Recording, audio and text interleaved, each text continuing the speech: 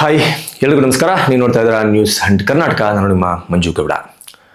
ಸೌಜನ್ಯ ಪರ ಯಾರೆಲ್ಲ ಹೋರಾಟ ಮಾಡ್ತಿದ್ರ, ಜಸ್ಟಿಸ್ ಫಾರ್ ಸೌಜನ್ಯ, ಈ ಎಲ್ಲ ಹೋರಾಟಗಾರರಿಗೂ ಸಹ ಅನನ್ಯ ಭಟ್ ಎನ್ನುವ ಒಂದು ಹೆಸರು ಗೊತ್ತಿರುತ್ತೆ. ಅದರ ಜೊತೆಗೆ ಸೌಜನ್ಯ ಪರ ಹೋರಾಟ ಮಾಡ್ತಾ ಇರುವಂತಹ ಹೋರಾಟಗಾರರ ಸಾಕಷ್ಟು ಜನರ ಬಾಯಲ್ಲೂ ಸಹ ಈ ಅನನ್ಯ ಭಟ್ ಎನ್ನುವ ಒಂದು ಹೆಸರನ್ನ ಸಹ ಕೇಳಿರ್ತೀರಾ. ಅನನ್ಯ ಭಟ್ ಸ್ಕ್ರೀನ್ ಮೇಲೆ ಕಾಣ್ತಾ ಇರುವಂತಹ ಈ ಸುಜಾತಾ ಭಟ್ ಎನ್ನುವವರ ಮಗಳು. ಅಂದ್ರೆ ಇದೇ ಸುಜಾತಾ ಭಟ್ ಅವರು ಹೇಳಿಕೊಳ್ಳುವ ಪ್ರಕಾರ ಆಕೆಯ ಮಗಳು. ಇವರು ಒಂದು ಆರೋಪವನ್ನ ಮಾಡ್ತಾರೆ. ಕಳೆದ ಕೆಲವು ದಿನಗಳ ಹಿಂದೆ ಬೆಳ್ತಂಗಡಿಯ SIT ಕಚೇರಿಗೆ ಭೇಟಿ ನೀಡಿ ಅದಕ್ಕೆ ಸಂಬಂಧಪಟ್ಟಂತೆ ಒಂದು NCR ಅಂದ್ರೆ ಒಂದು ಕಂಪ್ಲೇಂಟ್ ಅನ್ನ ಸಹ ದಾಖಲು ಮಾಡಿ ಬಂದಿರ್ತಾರೆ. ಏನು ಇವರ ಆರೋಪ ಅನ್ನೋದನ್ನ ನಾನು ಮೊದಲಿಗೆ ಹೇಳ್ಬಿಡ್ತೀನಿ. ಇವರ ಆರೋಪ ಏನಪ್ಪಾ ಅಂತಂದ್ರೆ 2003ರಲ್ಲಿ ಅನನ್ಯ ಭಟ್ ತನ್ನ ಸ್ನೇಹಿತೆಯರೊಂದಿಗೆ ಧರ್ಮಸ್ಥಳ ದೇವಸ್ಥಾನಕ್ಕೆ ಭೇಟಿ ನೀಡಿರ್ತಾರೆ. ಆ ಸಂದರ್ಭದಲ್ಲಿ ಧರ್ಮಸ್ಥಳ ದೇವಸ್ಥಾನದಿಂದ ಆಕೆ ಕಣ್ಮರೆಯಾಗಿರ್ತಾರೆ. ಅದು ಎಲ್ಲಿಗೆ ಹೋದ್ಲು, ಏನ್ ಹಾದ್ಲು ಅನ್ನೋದು ಗೊತ್ತಿರಲ್ಲ. ಹಾಗಾಗಿ ಈ ಪ್ರಕರಣವನ್ನ ಸೌಜನ್ಯ ಪ್ರಕರಣದ ತರಾನೇ ಹಾಗೂ ಈಗ ಬಂದಿದ್ದಾನಲ್ಲ ಭೀಮಾ, 100ಕ್ಕೂ ಹೆಚ್ಚು ಶವಗಳನ್ನ ನಾನು ಹೂತಿಟ್ಟಿದ್ದೀನಿ ಅಂತ ಏನು ಹೇಳ್ತಾ ಇದ್ದಾನಲ್ಲ ಭೀಮಾ, ಆ ಭೀಮನ ಒಂದು ಸ್ಟೇಟ್ಮೆಂಟ್ ನ ಆಧಾರದ ಮೇಲೆ ಈಕೆಯೂ ಸಹ ಅಲ್ಲಿ ಆಗಿ ಮರ್ಡರ್ ಆಗಿರಬಹುದು ಎನ್ನುವ ಉದ್ದೇಶದಿಂದ SIT ಒಂದು ಕಚೇರಿಗೆ ಭೇಟಿ ನೀಡಿ ಈ ಭೀಮಾ ಏನು ಅಸ್ಥಿಪಂಜರಗಳನ್ನ ತೋರಿಸ್ತೀನಿ ಅಂತ ಬಂದಿದ್ದಾನೆ. ಆ ಅಸ್ಥಿಪಂಜರಗಳಲ್ಲಿ ಏನಾದ್ರೂ ಹೆಣ್ಣು ಮಗುವಿನ ಒಂದು ಅಸ್ಥಿಪಂಜರ ಸಿಕ್ಕಿದ್ರೆ ಆ ಅಸ್ಥಿಪಂಜರವನ್ನ ನನ್ನ DNA ಜೊತೆಗೆ ಮ್ಯಾಚ್ ಮಾಡಿ ನನಗೆ ಕೊಡಿ. ನಾನು ಬ್ರಾಹ್ಮಣ ಸಂಪ್ರದಾಯಕ್ಕೆ ಸೇರಿದ ಮಗಳು, ಹಾಗಾಗಿ ನಾನು ಬ್ರಾಹ್ಮಣ ಸಂಪ್ರದಾಯದ ಮೂಲಕ ಆಕೆಯನ್ನ ಶಾಸ್ತ್ರೋತ್ರವಾಗಿ ಒಂದು ವಿಧಿವಿಧಾನವನ್ನ ಮಾಡಬೇಕು ಅಂತ ಕರ್ನಾಟಕದ ಜನತೆಯ ಮುಂದೆ ಕೈ ಮುಗಿದು ಬೇಡ್ಕೊಂಡಿರ್ತಾರೆ ಕಂಪ್ಲೇಂಟ್ ಅನ್ನ ಕೊಟ್ಟು ಬಂದ ನಂತರ. ಸೊ ಇದಿಷ್ಟು ಪ್ರಕರಣ. ಸೊ ಈ ಪ್ರಕರಣದ ಜಾಡನ್ನ ಹಿಡಿದು ಹೊರಟಂತಹ SIT ತಂಡದ ಪೊಲೀಸ್ ಅಧಿಕಾರಿಗಳಿಗೆ ಇದೀಗ ಶಾಕಿಂಗ್ ಮೇಲೆ ಶಾಕಿಂಗ್ ಆಗುವಂತಹ ಸಾಕಷ್ಟು ನ್ಯೂಸ್ಗಳು ಸಿಕ್ಕಿದೆ ಎನ್ನುವ ಮಾಹಿತಿ ನಿಜವಾಗ್ಲೂ ಲಭ್ಯ ಆಗಿದೆ. ಏನಪ್ಪಾ ಅಂತಂದ್ರೆ ಈ ಒಂದು ಅನನ್ಯ ಭಟ್ ಪ್ರಕರಣವನ್ನ ಭೇದಿಸೋಕೆ ಹೊರಟಂತಹ ಪೊಲೀಸರು ಸುಜಾತಾ ಭಟ್, ಅನನ್ಯ ಭಟ್ ಅವರ ತಾಯಿ ಸುಜಾತಾ ಭಟ್ ಕೊಟ್ಟಂತಹ ಕಂಪ್ಲೇಂಟ್ ನ ಆಧಾರದ ಮೇಲೆ ಮೊದಲಿಗೆ ಮಣಿಪಾಲಕ್ಕೆ ಹೋಗ್ತಾರೆ. ಯಾಕೆ ಮಣಿಪಾಲಕ್ಕೆ ಹೋಗ್ತಾರೆ ಅಂತಂದ್ರೆ ಈ ಸುಜಾತಾ ಭಟ್ ಹೇಳುವ ಪ್ರಕಾರ ಅನನ್ಯ ಭಟ್ 2003ರಲ್ಲಿ ಮಣಿಪಾಲ್ನ ಕಸ್ತೂರ್ಬಾ ಯೂನಿವರ್ಸಿಟಿನಲ್ಲಿ ಪ್ರಥಮ ವರ್ಷದ MBBS ಅನ್ನ ಓದ್ತಾ ಇದ್ರಂತೆ. ಹಾಗಾಗಿ ಆ ಕಾಲೇಜಿನಲ್ಲಿ ಏನಾದ್ರೂ ಇನ್ಫಾರ್ಮೇಶನ್ ಸಿಗ್ಬೋದಾ ಅಂತ ಆ ಕಾಲೇಜಿಗೆ ಹೋದಂತಹ ಪೊಲೀಸರಿಗೆ ಶಾಕ್ ಆಗುತ್ತೆ. ಯಾಕಪ್ಪ ಅಂತಂದ್ರೆ 2003ರಲ್ಲಿ ಅನನ್ಯ ಭಟ್ ಎನ್ನುವ ಹೆಸರಿನ ಹುಡುಗಿ ಪ್ರಥಮ ವರ್ಷದ MBBS ನಲ್ಲಿ ಓದುತ್ತಾ ಇರೋದಕ್ಕೆ ಯಾವುದೇ ರೀತಿಯ ದಾಖಲೆಗಳು ಪೊಲೀಸರಿಗೆ ಸಿಗೋದೇ ಇಲ್ಲ. ಅಷ್ಟಕ್ಕೆ ಪೊಲೀಸರು ಬಿಡೋದಿಲ್ಲ. ಆ 2003ರಿಂದ ಹಿಂದಕ್ಕೆ 2 ವರ್ಷ, 2003ರಿಂದ ಮುಂದಕ್ಕೆ 2 ವರ್ಷ, ಹತ್ತಿರ 4ರಿಂದ 5 ವರ್ಷದ ಎಲ್ಲಾ ದಾಖಲೆಗಳನ್ನ ಪರಿಶೀಲನೆ ಮಾಡೋದಕ್ಕೆ ರೆಡಿ ಆಗ್ತಾರೆ. ಆಗ ಕೂಡ ಅವರಿಗೆ ಅಲ್ಲಿ ಅನನ್ಯ ಭಟ್ ಎನ್ನುವ ಹುಡುಗಿ ಪ್ರಥಮ ವರ್ಷದ MBBS ಅನ್ನ ಮಾಡ್ತಾ ಇದ್ದಾಳೆ ಅನ್ನೋದಕ್ಕೆ ಯಾವುದೇ ರೀತಿಯ ದಾಖಲೆಗಳನ್ನ ಸಿಗಲ್ಲ. ಪೊಲೀಸರಿಗೆ ಶಾಕ್ ಆಗಿ ಹೋಗುತ್ತೆ.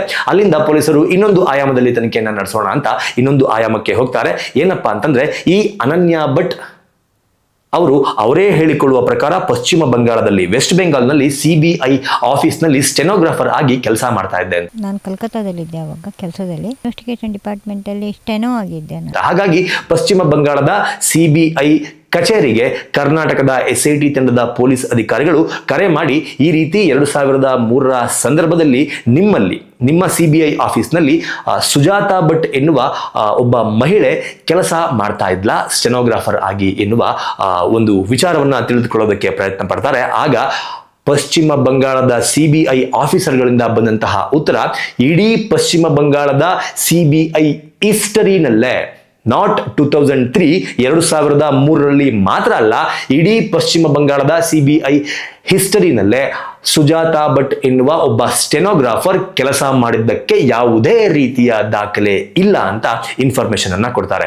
ಈ ಕಂಪ್ಲೇಂಟ್ ಅನ್ನ ಕೊಡುವಂತಹ ಸಂದರ್ಭದಲ್ಲಿ, ಬೆಳ್ತಂಗಡಿಯ SIT ಕಚೇರಿಗೆ ಕಂಪ್ಲೇಂಟ್ ಅನ್ನ ಕೊಡುವಂತಹ ಸಂದರ್ಭದಲ್ಲಿ ಅಡ್ರೆಸ್ ಅನ್ನ ಹಾಕ್ಲೇಬೇಕಲ್ವಾ?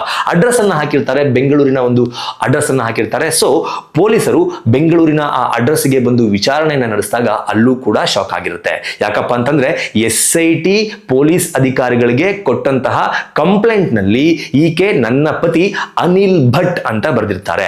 ಅನನ್ಯ Bhat daughter of Sujata Bhat and Anil Bhat ಅಂತ ಬರೆದಿರ್ತಾರೆ. ಆದ್ರೆ ಇವರು ಬೆಂಗಳೂರಿಗೆ ಹೋಗಿ ಏನು ಸರ್ಚ್ ಮಾಡ್ತಾರಲ್ಲ, ಸರ್ಚ್ ಮಾಡಿದಾಗ ಸಿಕ್ಕಂತಹ ಒಂದು ಇನ್ಫಾರ್ಮೇಶನ್ ನ ಪ್ರಕಾರ, ಆ ಮನೆಯ ಅಗ್ರಿಮೆಂಟ್ ನ ಪ್ರಕಾರ ಅಲ್ಲಿ ಇವರ ಪತಿಯ ಹೆಸರು ಪ್ರಭಾಕರ್ ರಾವ್. ನೆನ್ಪಿಟ್ಕೊಳ್ಳಿ, ಪ್ರಭಾಕರ್ ರಾವ್ ಅಂತ ನಮೂದಾಗಿರುತ್ತೆ. ಪೊಲೀಸರಿಗೆ ಅಲ್ಲೂ ಕೂಡ ನಿರಾಸೆ ಆಗುತ್ತೆ.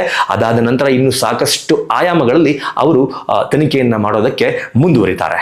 ಇದು ಒಂದು ಕಡೆ ಆದ್ರೆ, ಮತ್ತೊಂದು ಕಡೆ ಆಕೆಯ ಬ್ಯಾಂಕ್ ಡೀಟೇಲ್ಸ್ ಅನ್ನ ತೆಗೆದು ನೋಡಿದಾಗ ಎಲ್ರಿಗೂ ಕೂಡ ನೆನಪಿರುತ್ತೆ, ಬ್ಯಾಂಕ್ ನಲ್ಲಿ ನಮ್ಮ ಅಕೌಂಟ್ ಅನ್ನ ಮಾಡಬೇಕಾದ್ರೆ ಆ ಅಕೌಂಟ್ಗೆ ನಾಮಿನಿ ಯಾರು ಅಂತ ಕೇಳ್ತಾರೆ. ಆ ನಾಮಿನಿ ಹೆಸರನ್ನ ನಾವು ಕೊಡಬೇಕಾಗತ್ತೆ. ಮದುವೆ ಆದವರು ಗಂಡು ಮಕ್ಕಳು ಹೆಂಡತಿ ಹೆಸರು ಕೊಡ್ಬೋದು, ಹೆಣ್ಣು ಮಕ್ಕಳು ಗಂಡನ ಹೆಸರು ಕೊಡ್ಬೋದು, ಅಮ್ಮ ಮಕ್ಕಳ ಹೆಸರು ಕೊಡ್ಬೋದು, ಅಥವಾ ಮಕ್ಕಳು ಕೆಲವೊಮ್ಮೆ ಅಪ್ಪ ಅಮ್ಮನ ಹೆಸರನ್ನ ಸಹ ಕೊಡಬಹುದು. ನೀವು ನಿಮ್ಮ ಬ್ಯಾಂಕಿಗೆ ಬ್ಯಾಂಕ್ ಅಕೌಂಟ್ ಅನ್ನ ಓಪನ್ ಮಾಡುವಾಗ ನಾಮಿನಿ ಯಾರ್ದಾದ್ರೂ ಹೆಸರನ್ನ ಕೊಟ್ಟಿರ್ತೀರಾ. ಹಾಗೆ ಸುಜಾತಾ ಭಟ್ ಅವರು ಯಾರ ಹೆಸರನ್ನ ನಾಮಿನಿಯಾಗಿ ಕೊಟ್ಟಿದ್ದಾರೆ, ಇಲ್ಲ ಗಂಡನ ಹೆಸರನ್ನ ಕೊಟ್ಟಿರ್ಬೇಕು, ಮಕ್ಕಳ ಹೆಸರನ್ನ ಕೊಟ್ಟಿರ್ಬೇಕು, ಯಾರ್ದೋ ಒಂದು ಹೆಸರನ್ನ ಕೊಟ್ಟಿರ್ಬೇಕು. ಅಲ್ಲೂ ಸಹ ಆ ಪ್ರಭಾಕರ್ ರಾವ್ ಅನ್ನುವ ಹೆಸರು ಏನ್ ಸಿಗುತ್ತಲ್ಲ ಆ ಮನೆಯ ರೆಂಟಲ್ ಅಗ್ರಿಮೆಂಟ್ ನಲ್ಲಿ, ಆ ಪ್ರಭಾಕರ್ ರಾವ್ ಅವರ ಹೆಸರು ಇರೋದಿಲ್ಲ, ಅನಿಲ್ ಭಟ್ ಅವರ ಹೆಸರು ಇರೋದಿಲ್ಲ, ಇನ್ನೊಬ್ಬರ ಹೆಸರು ಇರುತ್ತೆ. ಆ ಹೆಸರು ಇನ್ನೂ ಕೂಡ ಕನ್ಫರ್ಮ್ ಆಗಿಲ್ಲ.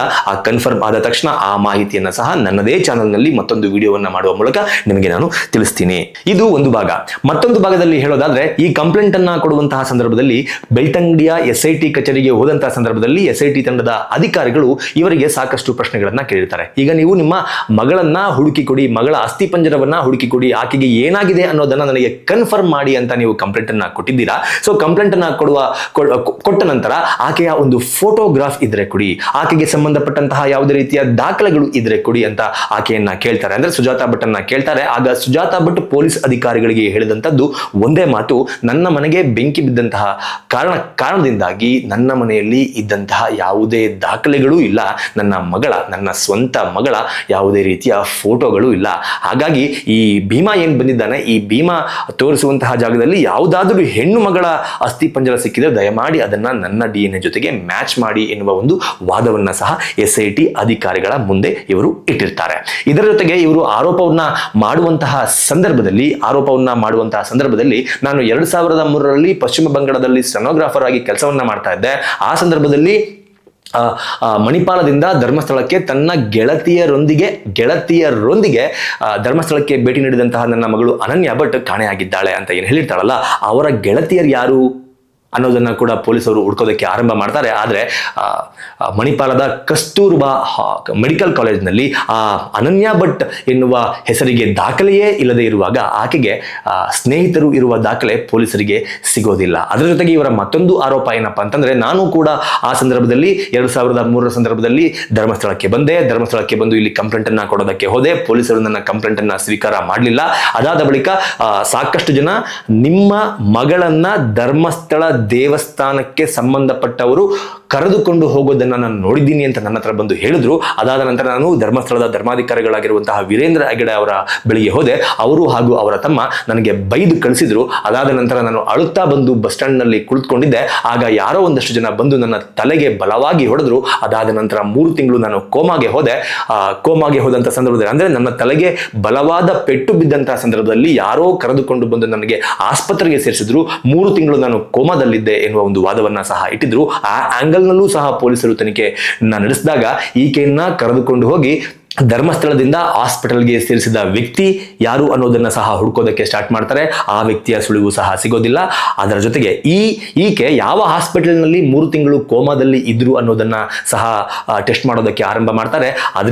ಅದು ಕೂಡ ಯಾವುದೇ ರೀತಿಯ ಒಂದು ಮಾಹಿತಿ ಸಿಗೋದಿಲ್ಲ. ಅದರ ಜೊತೆಗೆ 3 ತಿಂಗಳು ಕೋಮಾದಲ್ಲಿ ಇದ್ದಂತಹ ಈಕೆಗೆ ಯಾರು ಟ್ರೀಟ್ಮೆಂಟ್ ಅನ್ನ ಕೊಡಿಸಿದ್ರು, ಯಾರು ಆ ವೆಚ್ಚವನ್ನ ಭರಿಸಿದ್ರು ಅನ್ನೋದನ್ನ ಕೂಡ ತಿಳ್ಕೊಳ್ಳೋದಕ್ಕೆ ಪ್ರಯತ್ನ ಪಡ್ತಾರೆ. ಅದರ ಮಾಹಿತಿ ಕೂಡ ಸಿಗೋದಿಲ್ಲ. ಓವರ್ ಆಲ್ ಅನನ್ಯ ಭಟ್ ಎನ್ನುವ ಒಬ್ಬ ವ್ಯಕ್ತಿ, ಒಬ್ಬಳು ಹೆಣ್ಣು ಮಗಳು ಇದ್ದಳು, ಹುಟ್ಟಿದ್ದಳು, ಅವಳು ಇಲ್ಲಿ ಓದುತ್ತಿದ್ದಳು ಎನ್ನುವ ಇದಕ್ಕೆ ಯಾವುದೇ ರೀತಿ ಪ್ರೂಫ್ ಸಿಗೋದಿಲ್ಲ. ಈಕೆ ಹೇಳುವ ಪ್ರಕಾರ ಮನೆಗೆ ಬೆಂಕಿ ಬಿತ್ತು, ದಾಖಲೆಗಳೆಲ್ಲ ಸುಟ್ಟು ಹೋಗಿದೆ ಅನ್ನುವ ಮಾತನ್ನ ನಾವು ನಂಬೋದೇ ಆದ್ರೆ ಕೋಲ್ಕತ್ತಾ ಅಂದ್ರೆ ಪಶ್ಚಿಮ ಬಂಗಾಳದಲ್ಲಿರುವ CBI ಆಫೀಸ್ಗೂ ಕೂಡ ಬೆಂಕಿ ಬಿದ್ದಿತ್ತ. ಅದರ ಜೊತೆಗೆ ಈಕೆಯ SLCಗೆ ಸಂಬಂಧಪಟ್ಟಂತಹ ಮಾಹಿತಿಗಳಿಲ್ಲ, PUCಗೆ ಸಂಬಂಧಪಟ್ಟಂತಹ ಮಾಹಿತಿಗಳಿಲ್ಲ, ಯಾವುದೇ ಕಾಲೇಜ್ಗಳಲ್ಲಿ ಇಲ್ಲ. ಅದರ ಜೊತೆಗೆ ಕಸ್ತೂರ್ಬಾ ಕಾಲೇಜಿನಲ್ಲಿ ಅನನ್ಯ ಭಟ್ ಎನ್ನುವ ಹೆಸರಿನ ಮಾಹಿತಿ ಇಲ್ಲ, ಇಲ್ಲಿಗೂ ಕೂಡ ಬೆಂಕಿ ಬಿದ್ದಿತ್ತ.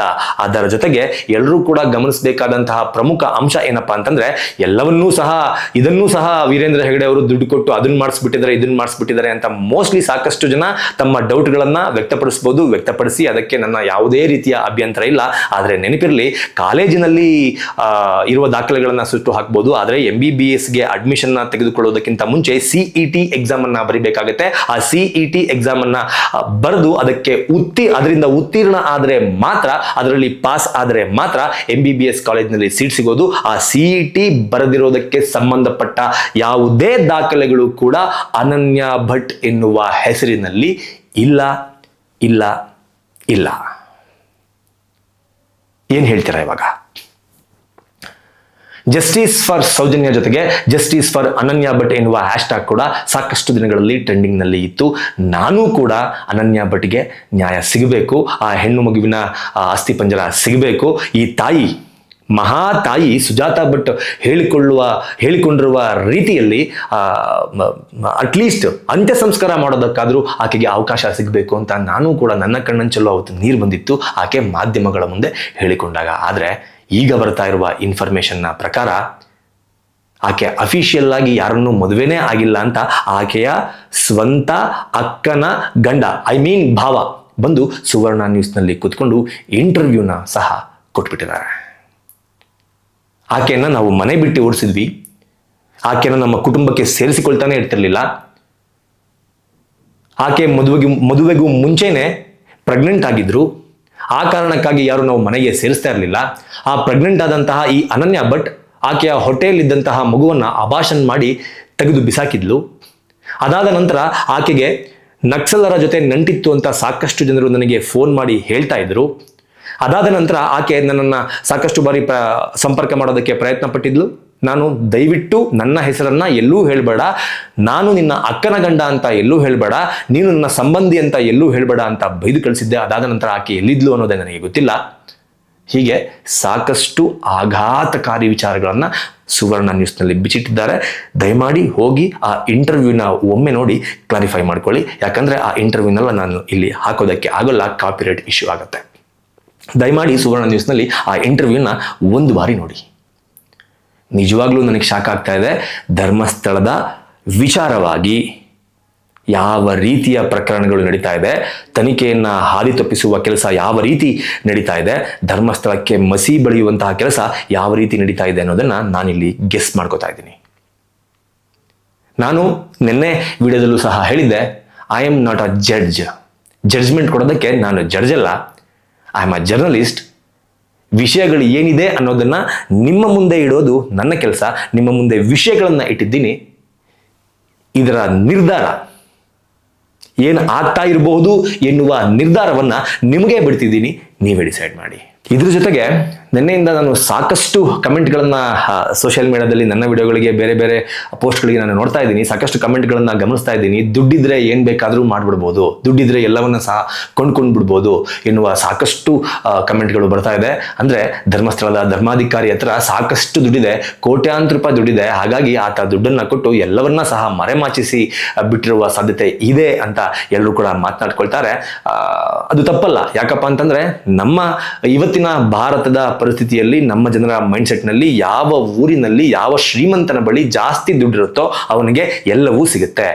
ಅವನು ಹೇಳಿದ ರೀತಿ ಎಲ್ಲವೂ ನಡೆಯುತ್ತೆ. ಅವನು ಕಾನೂನನ್ನ ಕೊಂಡ್ಕೊಂಡ್ಬಿಡ್ಬೋದು, ಪೊಲೀಸರನ್ನ ಕೊಂಡ್ಕೊಂಡ್ಬಿಡ್ಬೋದು, ಜಡ್ಜನ್ನ ಕೊಂಡ್ಕೊಂಡ್ಬಿಡ್ಬೋದು, ಲಾಯರನ್ನ ಕೊಂಡ್ಕೊಂಡ್ಬಿಡ್ಬೋದು, ಇಡೀ ನಮ್ಮ ದೇಶದ ಸಿಸ್ಟಮ್ ಅನ್ನೇ ಕೊಂಡ್ಕೊಂಡ್ಬಿಡ್ಬೋದು ಎನ್ನುವ ಒಂದು ಕನ್ಫ್ಯೂಷನ್ ನಲ್ಲಿ ಅಥವಾ ಒಂದು ಉದ್ದೇಶದಲ್ಲಿ, ಒಂದು ಮೈಂಡ್ ಸೆಟ್ ನಲ್ಲಿ ಸಾಕಷ್ಟು ಜನ ಇರ್ತಾರೆ. ಆದ್ರೆ ಒಂದು ನೆನಪಿರ್ಲಿ, ಎಲ್ಲಾ ಶ್ರೀಮಂತರು ಕೂಡ ಒಳ್ಳೆಯವರಾಗಿರೋದಿಲ್ಲ, ಹಾಗೇನೆ ಎಲ್ಲಾ ಶ್ರೀಮಂತರು ಕೂಡ ಕೆಟ್ಟವರಾಗೋದಿಲ್ಲ. ನಾನು ಒಂದೇ ಒಂದು ಎಕ್ಸಾಂಪಲ್ ನ ಕೊಟ್ಟು ಈ ವಿಡಿಯೋನ ಮುಗಿಸೋದಕ್ಕೆ ಇಷ್ಟಪಡ್ತೀನಿ. ಏನಪ್ಪಾ ಅಂತಂದ್ರೆ, ಧರ್ಮಸ್ಥಳದ ಧರ್ಮಾಧಿಕಾರಿ ವೀರೇಂದ್ರ ಹೆಗಡೆ ಕೇವಲ ಧರ್ಮಸ್ಥಳ ಗ್ರಾಮಕ್ಕೆ ಅಥವಾ ಧರ್ಮಸ್ಥಳದ ದೇವಸ್ಥಾನಕ್ಕೆ ಮಾತ್ರ ಧರ್ಮಾಧಿಕಾರಿ.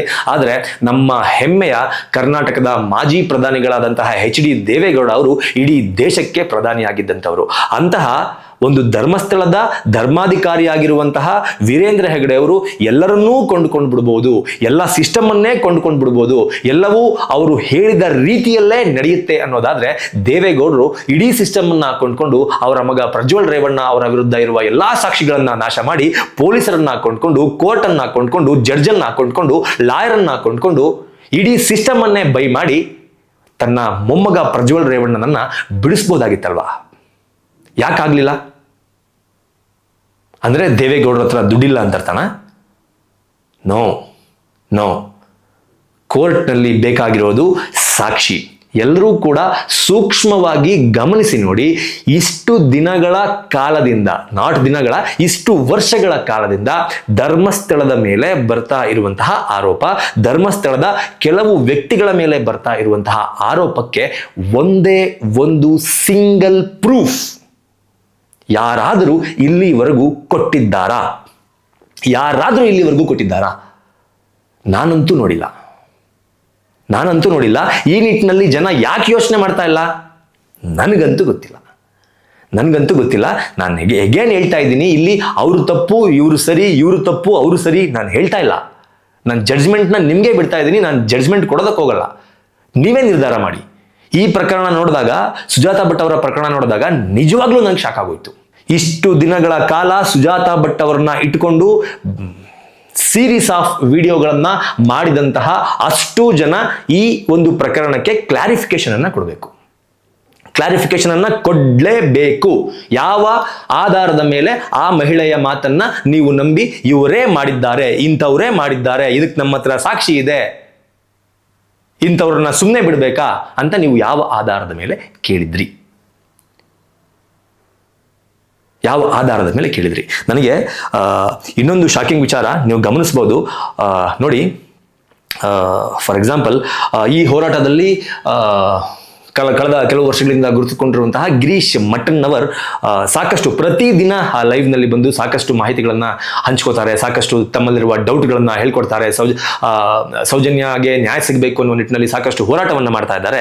ಆದರೆ ಈ ಪ್ರಕರಣ ಬೆಳಕಿಗೆ ಬಂದಿದೆ. ಈ ಪ್ರಕರಣ ಬೆಳಕಿಗೆ ಬಂದು ತುಂಬಾ ಹೊತ್ತಾಗಿದೆ. ಅಂದ್ರೆ ಈ ಪ್ರಕರಣ ಬೆಳಿಗ್ಗೆ 9 ಗಂಟೆಗೆ ಸುವರ್ಣ ನ್ಯೂಸ್ನಲ್ಲಿ ಬಿಗ್ ಎಕ್ಸ್ಕ್ಲೂಸಿವ್ ಆಗಿ ವಿತ್ ಪ್ರೂಫ್ ಸಮೇತ ಅವರು ತೋರಿಸಿದ್ರು.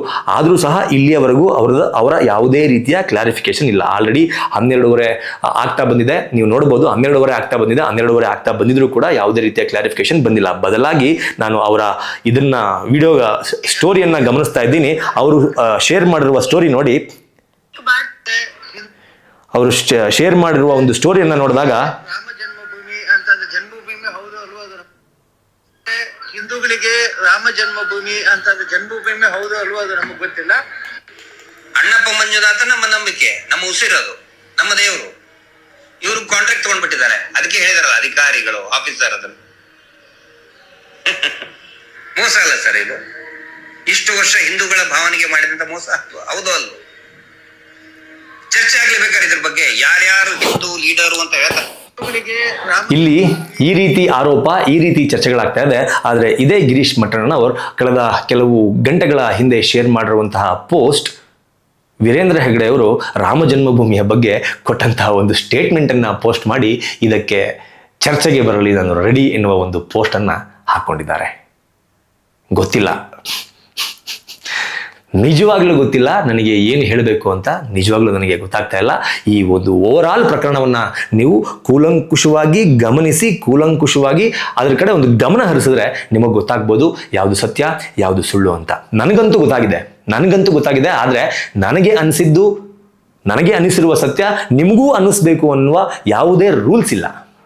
ನನಗನ್ಸಿದ್ದು ನನ್ನ ಮೈಂಡ್ನಲ್ಲಿದೆ. ಆದರೆ ನಿಮಗೆ ಏನು ಅನ್ನಿಸ್ತಾ ಇದೆ ಅನ್ನುವ ಜಡ್ಜ್ಮೆಂಟನ್ನು ನೀವೇ ತೆಗೆದುಕೊಳ್ಳಿ ಅಂತ ನಾನು ನಿಮಗೆ ಬಿಡ್ತಿದ್ದೀನಿ. ಇದ್ರ ಜೊತೆಗೆ ನಾನು ಇನ್ನು ಒಂದೇ ಒಂದು ಪಾಯಿಂಟನ್ನು ಹೇಳ್ತೀನಿ, ನೀವು ಗಮನಿಸಬೇಕು. SIT ತಂಡ ರಚನೆಯಾದ ನಂತರ ಸಾಕಷ್ಟು ದೂರುಗಳು SIT ತಂಡಕ್ಕೆ ಬಂದಿದೆ. ಜಯಂತ್ ಟಿ ಅನ್ನುವರು ಸಹ SIT ತಂಡಕ್ಕೆ ದೂರನ್ನ ಕೊಟ್ಟಿದ್ದಾರೆ. ಪದ್ಮಲತಾ ಅವರ ಪೇರೆಂಟ್ಸ್ ಸಹ ಬಂದು SITಗೆ ದೂರನ್ನ ಕೊಟ್ಟಿದ್ದಾರೆ. ಅದರ ಜೊತೆಗೆ ಇದೇ ಅನನ್ಯ ಭಟ್ ತಾಯಿ ಸುಜಾತಾ ಭಟ್ ಅವರು ಸಹ SITಗೆ ಬಂದು ದೂರನ್ನ ಕೊಟ್ಟಿದ್ದಾರೆ. ಈ ಪ್ರಕರಣದ ಮರುತನಿಖೆಯನ್ನು ನಡೆಸಿ ಅಂತ ಸಾಕಷ್ಟು ಜನ ಬಂದು ದೂರನ್ನ ಕೊಟ್ಟಿದ್ದಾರೆ. ಅದೇ ತರಹ ಭೀಮಾ ಹೂತು ಹಾಕಿದ್ದನ್ನ ನಾವು ನೋಡಿದ್ದೀವಿ ಎನ್ನುವ ಪ್ರತ್ಯಕ್ಷ ಸಾಕ್ಷಿಗಳು ಸಹ SITಗೆ ಬಂದು ದೂರನ್ನ ಸಹ ಕೊಟ್ಟಿದ್ದಾರೆ. ಆದ್ರೆ ಇಲ್ಲಿಯವರೆಗೂ ಸಹ ಸೌಜನ್ಯಗೆ ನ್ಯಾಯ ಕೊಡಿಸುವ ಉದ್ದೇಶದಿಂದ ಹೋರಾಡ್ತಾ ಇರುವಂತಹ ಎಲ್ಲಾ ಹೋರಾಟಗಾರರಲ್ಲಿ ಯಾವುದೇ ಒಬ್ಬ ಹೋರಾಟಗಾರ ಕೂಡ ಸೌಜನ್ಯ ಪ್ರಕರಣವನ್ನ ಸಹ ಮರುತನಿಖೆ ಮಾಡಿ ಅಂತ SIT ತಂಡಕ್ಕೆ ದೂರನ್ನ ಇಲ್ಲಿಯವರೆಗೂ ಕೊಟ್ಟಿಲ್ಲ. ಹೋರಾಟಗಾರರ ಒಂದು ವಿಚಾರ ತೆಗೆದು ಸೈಡಿಗೆ ಬಿಸಾಕಿ ಸ್ವತಃ ಸೌಜನ್ಯ ಪೇರೆಂಟ್ಸ್ ಕೂಡ SIT ಕಚೇರಿಗೆ ಬಂದು ಇದುವರೆಗೂ ಸೌಜನ್ಯ ಪ್ರಕರಣದ ಮರುತನಿಖೆಯನ್ನ ನಡೆಸಿ ಅಂತ ಯಾವುದೇ ರೀತಿಯ ದೂರನ್ನ ಕೊಟ್ಟಿಲ್ಲ. ಯಾಕೆ?